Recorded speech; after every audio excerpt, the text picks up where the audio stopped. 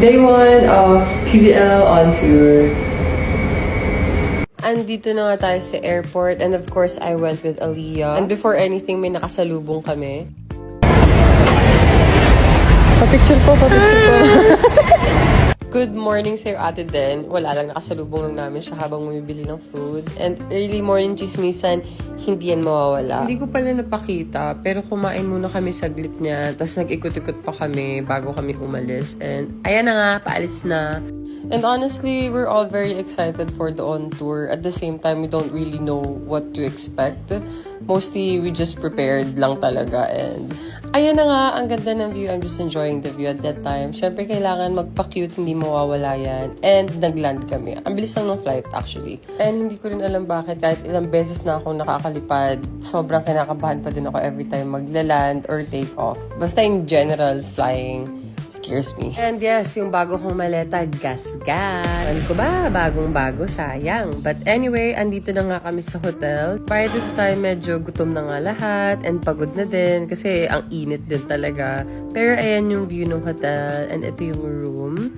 Roommate ko si Mitch and si Ate Kylie. And of course, kain muna. And super na-miss ko tong Mr. Moose. I love it. After kumain, nagpahinga muna kami. And then, syempre, ang ganda ng sunset. Kailangan magpa-cute. Ayan nga si Ate, fresh. Parang grabe yung araw sa Ilagan. Nakakaganda siya. Ayan na nga, tignan mo. Syempre, nandamay ako ng pagpa-cute.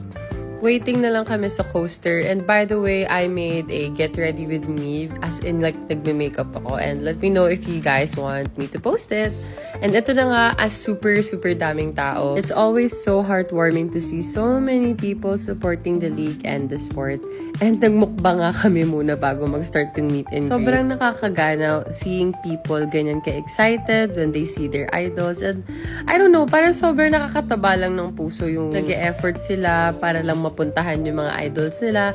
I don't know, it's just super cute. And this is Baby Boy. I don't know, nakita din namin siya last year sa meet and greet. Super cute nila, oh my God. Alam mo, sobrang nakakagigil sila. Ang sarap lamutakin. Tapos etong isa, dumedede pa siya.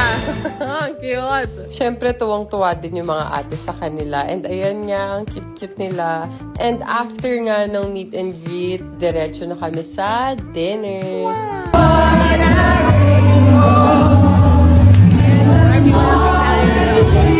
Yan na nga, nakangiti na lahat kasi nakakuha na ng pagkain.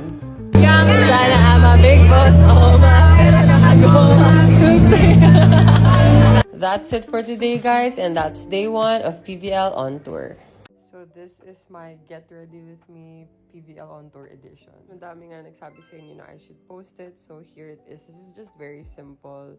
Blush on, starting muna sa lip tint na blush on. Yan yung OG, if you know, you know. And another powder blush on. Konti lang, just so medyo mag-pop lang yung color. The goal is to look fresh, pero hindi naman OA na pasabog na blush. Next is powder foundation. So ilalagay ko lang yun sa eye bags ko kasi grabe talaga eye bags ko dyan nananapak. And parang medyo hindi nag-match yung color. Masyado siyang light. But anyway, I have to work with what I got. Next is my favorite, and of course, it's eyebrows. I am well aware na grabe yung kilay ko nung college, but now simple lang tayo, medyo soft and sweet girl look lang. And that's it. Simple and pa-fresh look lang.